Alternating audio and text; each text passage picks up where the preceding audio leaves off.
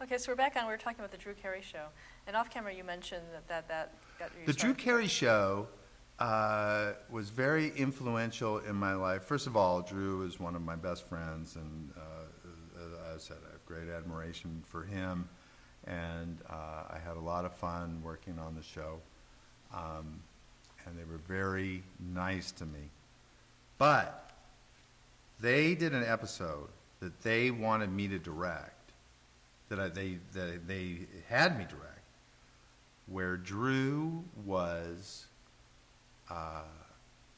he had a greyhound that he was racing at a Cleveland dog track, and they gave the impression that greyhound racing is sort of a hobby sport that people bring their dogs to the track, and nothing could be further from the truth. This is a ruthless blood sport. These dogs do not. I was asked to direct an episode of the Drew Carey Show, in which Drew had a greyhound and was racing this dog at a greyhound track, and it gave the impression that greyhound racing, which is a cruel blood sport, where greyhounds are kept in cages, they're owned by the greyhound track, they're buried in mass 30,000, 40,000 body burial mounds at the track, never touch the ground unless they're racing. It gave the impression that this was like a hobby that people had. And I knew the truth about it, and I really had a crisis of conscience. And I went to the writers, and I know how to write scripts, and I said, you can change this and just make it like a little more realistic, so it's not like you're not being apparatchiks for the greyhound racing industry. But they refused to do it. Don't ask me why. I would certainly have done it at any stage of my career for someone that felt, a writer that felt passionate about it and that had truth in his or her heart and on their side. But they wouldn't change it. So I said, well, I cannot profit from participating in this.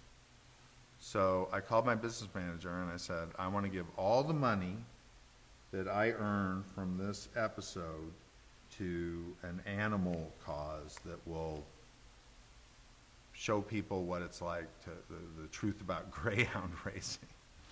And he said, okay. He said, residuals too? I go, yeah. He goes, do you know how much that money that is? I go, I don't know. And then he told me, and I went, yeah, my big mouth. But I said, okay, so we got a check for this much money. Who should I give it to? And I thought of PETA, just because I see PETA, big troublemakers, And so I called PETA, and I said, I have a check for you. I would like to do some publicity about how horrible greyhound racing is. And they sent Ingrid Newkirk, the founder, out to Los Angeles to meet me. And that was a transformative day in my life, because Ingrid is, she is one of my few heroes in the world. She is just a beacon of strength and singularity of purpose that makes her an inspiration to be around any minute you can be around her. And we worked out our deal. I gave her the check, and we were going to do a photo shoot for an ad in Variety, saying that I don't want to participate in the greyhound racing is horrible. And a greyhound rescue in Los Angeles was supposed to send 6 of their rescue dogs, or their rescues. So they're 5, 6 years old. They're retired from the track. That's my dog drinking from a dish, if you hear.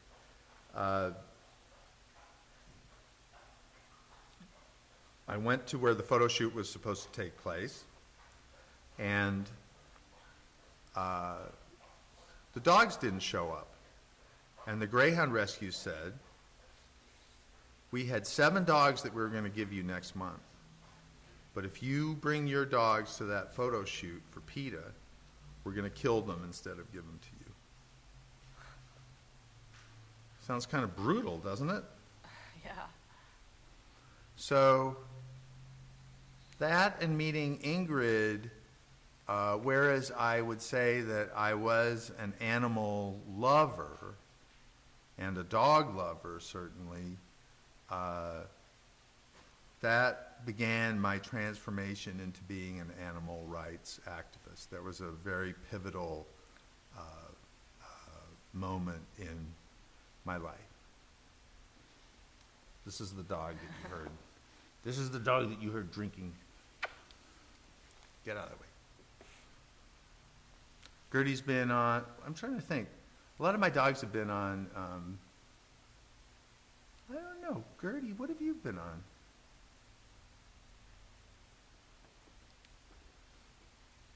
My dogs have gotten a lot of publicity. Harvey was on 60 Minutes. He was on MSNBC. He was on the Today Show. They get like a lot of, they get a lot of camera time. Let's talk about some more, in terms of your animal activism, how that then led to what you're doing now. Well, I consider like the Sam Simon Foundation to be, that's like my hobby. That's a pleasure that I get to rescue dogs from the LA County kill shelters where they have 4 to 5 days to live and train them to be certified assistance dogs for veterans with post-traumatic stress disorder and the deaf. I'm the largest provider of free spay-neuter in Los Angeles. I also have 1 day a week because I have a vet and I have a mobile clinic where I will perform any surgery your dog needs for free, except for complicated orthopedic surgeries. If you show proof of low income, we do it for free. And then we also have our Feeding Families program where I feed 200 unemployed families a day. It's it's fresh vegetables, groceries. It's cruelty-free, which means it's vegan. And people go, oh, what if the people aren't vegan? I go, well, they can go eat at your food bank, asshole. But they don't have to sign an oath promising not to eat meat. I'm just not going to pay for their meat. They don't need it, and there's no restrictions on what they, if they want to spend the money that they would have had to spend on everything else on a hamburger, they're welcome to do it. When did you start the foundation itself? I think this is our 11th anniversary. That's really nice. Well, going back to your television work, you Sure. directed the finale of the Drew Carey Show as well. I know. I have the last line in the show. I say, cut. They pulled out, and yeah, I did. And that was the same weekend that my boxer won the heavyweight championship of the world. Okay, that's the next question. Oh, okay. How you got involved in boxing? Well, I used to box, and I would hang around a gym called the Wild Card Boxing Club, which is owned and operated by the finest boxing trainer in the world named Freddie Roach. And Freddie was my trainer. And one day he said there's a heavyweight prospect. He wasn't quite a contender, but he was 13-0 with 12 knockouts, named Layman Brewster, who's having some managerial trouble. And and would you like to manage him? And I didn't know anything about managing a fighter. I knew, you know, I mean, I as a fan, I knew about the sport. But I said yes, with the idea that I would do this differently than other people did it, that I would take less commission, that I would care more about my fighter, that I had the attitude that the way managers, that this was an archaic sport that still does things the way it did in the 1930s, and that someone with a fresh perspective could do well by their fighter. And it's like having one horse and winning the Kentucky Derby, because he knocked out Vladimir Klitschko and became undisputed heavyweight champion of the world. And did you ever do any management after that? No, I did it once. I had a great time. It was a perfect tale, and that's it. And I would never do it again. Why not?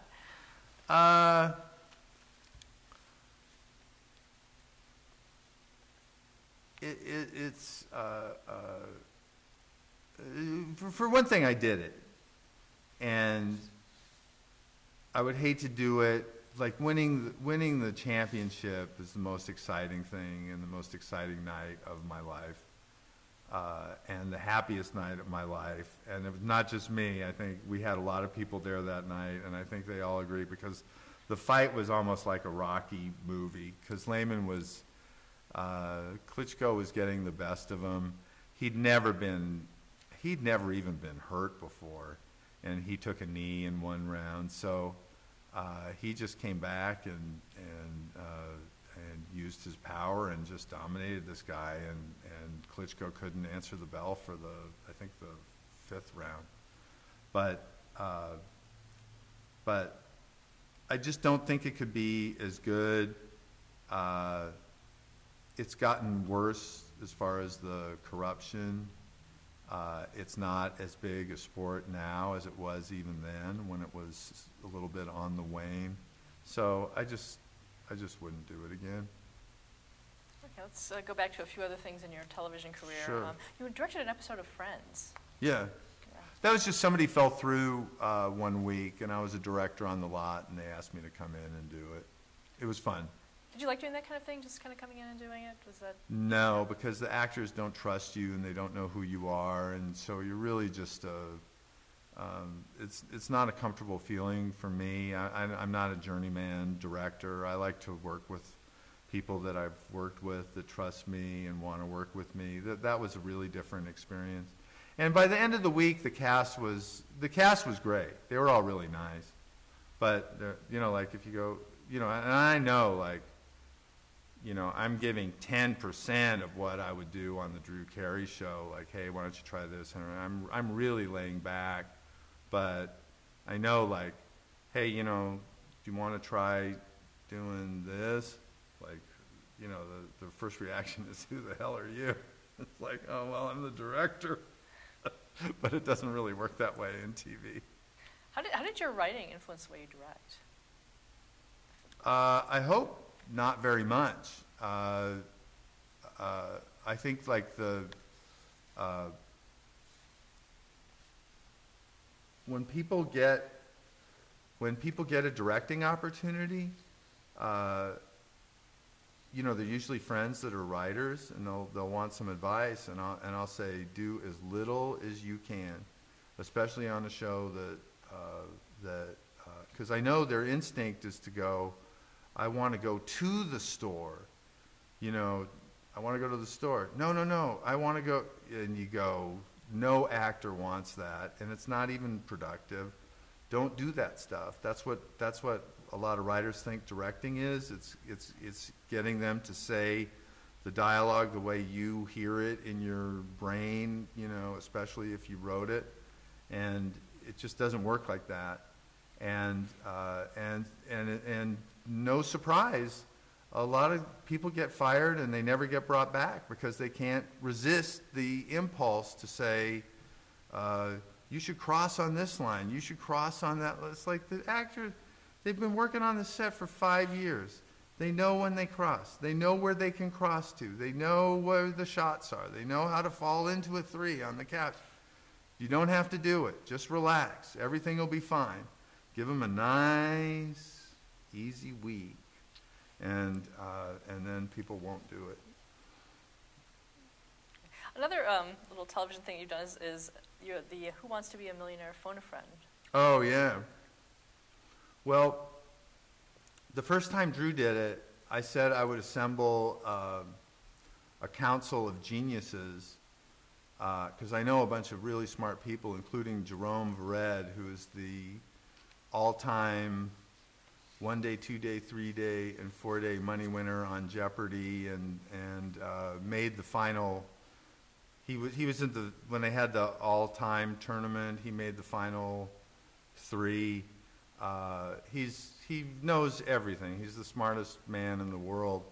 Now I know him, but I also had like a bunch of other geniuses. So I said, "Hey Drew, use me as a phone a friend. I promise you we'll give you the right answer." And so then it became a thing where different celebrities would use me for their answers. And it's kind of a chore to get all these people together, and by the last time I did it, I just had Jerome. I realized all I need is this one guy. At one point I had 2 guys. One guy's Ken Keeler. He's a comedy writer. He's worked on Futurama and some shows like that. And I said, okay, when Regis reads the question, I'd pick up the phone and I'd talk to Regis, and then I put Regis on speaker. He goes, okay, here's the question, and then I put him on speaker. And I'd tell the guys, write the answer and how sure you are. And I know at the point I had dropped to 2 people, I had Ken Keeler and Jerome Vered. And Jerome wrote C, answer C, 100% sure. And Ken wrote C, 90% sure. And I was like, "Wow, 90%? Like what?" And I don't think it was Drew, but I said, "I think the answer's C." And then whoever it was read back the answer, but I didn't know what the answer was. I just knew it had a C in front of it. And then they said, "How sure are you?" And I said, "I'm between 100 and 90% sure," because I was literally between two signs that said, one said 100, one said 90%. And I said, okay. And by the way, we were never wrong, ever. And so the answer was C. And then I said, Ken, you were only 90% sure about that? And he goes, well, I was 100% sure, but because of the Heisenberg uncertainty principle, no one can be 100% sure of anything, so I put 90%. I said, well, Ken, shouldn't you have said that before? Like when I said you were supposed to put out the percentage of how sure you were about this thing, maybe you should have mentioned that then? He goes, well, maybe. So was anyone on to you that you guys were doing this? I don't think they cared. And did you have to wait a long time just sitting around? Oh my God, sometimes we would have to go home and come back the next day. Oh, so this is a major commitment. Oh, yeah. But it was fun, though. It was fun. In 2009, you did something called Sam's Game. Oh, yeah. What a maligned show. That show is fantastic. You should go to YouTube and look at some clips. It was a version of my home poker game with Artie Lang, Norm Macdonald, Jennifer Tilly, some pros, Phil Locke and stuff, and it's hilarious. It's really fun. And then people, it was sort of the tail end of the poker boom, but people aren't used to seeing bad poker players on TV. So you go to the poker bulletin boards, and they go like, why would Artie Lang, you know, who doesn't have, like, you know, why would he raise, you go, because he's out of his mind, and he's drunk, and he's a heroin addict. That's what's funny about the show. But it was funny. It was great. Yeah, and you also did poker for professionally as well. Right? Yeah. Yeah. Yeah. Yeah, I just played on the NBC Heads Up poker championship. What attracts you to that? It's a great game. It's boy, it's just fascinating. What can I say? And then I've been, you know, I've had success at it, and I like things that I'm successful at. Over the years, you've also had, you've been on the Howard Stern shows over the years. Oh yeah. Yeah, talk about working with him. I mentioned Ingrid Newkirk. I would say my heroes are Howard Stern, Ingrid Newkirk, Nelson Mandela, Paul Watson, Muhammad Ali. Those are my only heroes. John Lennon would have been there, but he's dead. Nelson Mandela maybe did. But I love Howard. I was a fan of the show for a long time. And so it's a weird thing about the Howard Stern show is that, like, you could be a fan of the Drew Carey show, and you can go and come see a filming, and maybe you can, like, get on the stage and, you know, sit and... But if you're a fan of the Howard Stern show, you end up on the show. On the show, it literally sucks you in, and like, you know, I told Gary, like, the first time I was on was 16 years ago when Drew was doing publicity, and I used to go with Drew when he'd do publicity tours just so he could bounce stuff off of me and stuff. I said, "Wow, you're doing Howard Stern, you know, I'm gonna come." So I was sitting in the green room, and Gary brought me in. And I, you know, all of a sudden I'm talking to Howard on the Howard Stern show, and I hit it off with some people on the show, and then I was really good friends with Artie Lang, you know, before he screwed that up, and so now I'm actually friends with Howard, and people go, "What's he like?" You know, and he's the nicest man. My admiration for him as a performer that for 5 hours a day gives the, like you say, do you watch sitcoms? Do you watch anything? I would trade everything for 5 hours of Howard a day. To me, that's just the best entertainment that I've had in my life, and I've had it for 5 hours a day, 5 days a week for most of my adult life. What makes him so great?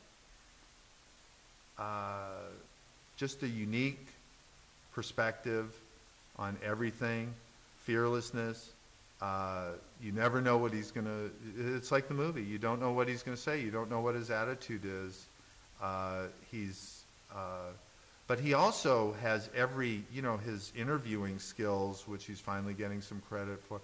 You know, like, there's people like I know by now, if I hear he's going to be talking to... someone that I appear to have no interest in, I couldn't care less. It's going to be Howard interviewing him, and it's going to be something special. That's great. So, what did you... Do you listen to Howard at all? Sometimes, no?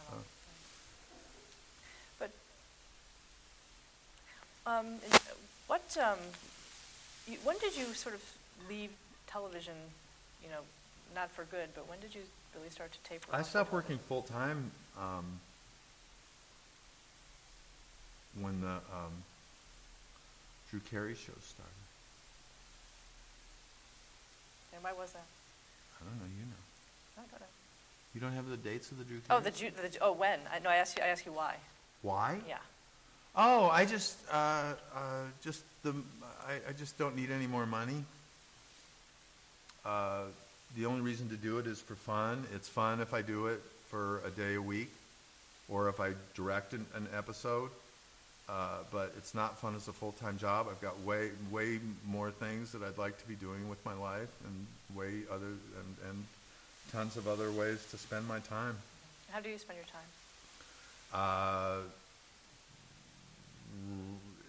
It varies. It changes. You know, right now because of my health, it's usually like picking something in the near future and getting ready for that. They just, for instance, for example, they just renamed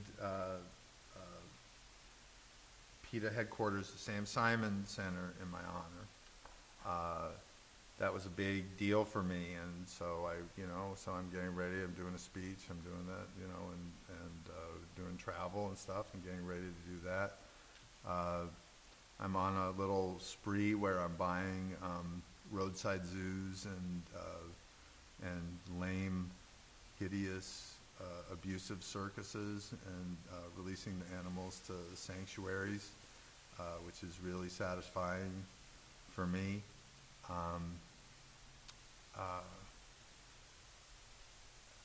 And the health stuff takes up time right now too. You also have a ship named after you recently. Well, yeah. I mean, when you say my dream was to go on campaign with the Sea Shepherd Society in the Southern Ocean to fight the illegal Japanese poaching of whales, many endangered species, in a whale sanctuary, and I was all set to go. And I wasn't going to be on the Sam Simon. I was going to be on the Steve Irwin. But I got a cancer diagnosis. To be honest, I'm not sure I would have been, whether or not I'd been diagnosed that week, I probably would have said I don't feel like I can do that. I probably would have punted because I was really feeling pretty sick. But yes, my friend Captain Paul Watson about 1.5 years ago talked to me about what a difference a fourth ship would make. If people watch the show Whale Wars, that is the battle between the Sea Shepherds and Japanese poachers in the Southern Ocean to try and protect these whales that are being illegally hunted.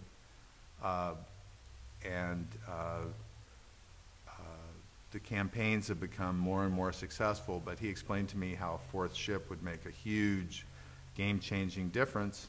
So I said, well, let's get one. And he said, well, who do you want to name it after? And I said, me. And that's it. It acquitted itself very well. It was blocking all the refueling efforts by the Japanese, and took a great deal of damage in the war this year. Oh, wow. But they're repairing it as we speak. Okay. Let me ask you some summing up questions about your career. What do you think has been the highlight of your television career? I'll say the highlight will be The Simpsons, and being one of the creators of the show. Undoubtedly, that'll be, in my obit, that'll be probably the first thing. But I'm hoping animal rights will be up there too. Regrets? No, really. I would say not going with the Sea Shepherds this year might be the. I've made mistakes, but I don't have regrets. I would say that'd be the biggest regret of my life. And what about your career in television from the time you started till today? How has television changed? Oh, it's changed. Well, again, I'm just talking, it's my experience on certain shows. So I can't I can only generalize from that. I don't know what it was like to work on Laverne and Shirley when I was working on Taxi. So, I will say I don't like the bigger staffs. I don't like the monitor in the room where everybody makes little changes. I wish it were I wish it were smarter. It doesn't feel like it's for me. There's been a lot of changes, including that people on sitcoms had the ambition of being a sitcom writer, which to me is the craziest thing I've ever heard of. It's like they go, I want to write those shows. And in college, they're taking classes to learn how to write sitcoms.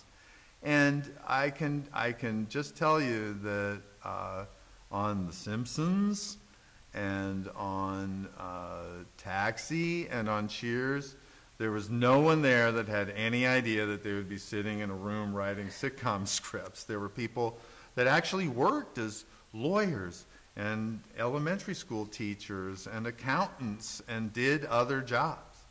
So there's something there. Do you think comedy writing can be taught? No. Not well. I think like, because that's the other thing. I go, you got to have some attitude, and you got to have some experience, and you got to have some life. And if all you're doing is watching shows and analyzing jokes and figuring out story structures, you're not going to be a good comedy writer. You know, the other thing is like maybe if you're funny, but you're not going to be funny hanging around with, you know, people that think it's funny to be like a sitcom writer. Do you still write at all? No, I write my speeches. They're very funny. And you also have a radio show. Yeah. Yeah, I do a radio show on Radio IO. Bubba the Love Sponge, who used to be on